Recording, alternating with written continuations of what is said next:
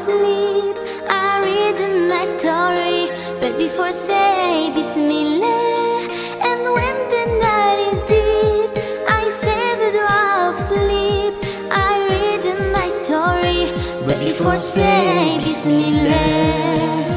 Before sleeping, before living, before sitting, before drinking, before singing, before playing, before reading, before writing. Bismillah, Bismillah, Bismillah, au nom d'Allah. Bismillah, Bismillah, in the name of Allah. Bismillah, Bismillah, Bismillah, au nom d'Allah.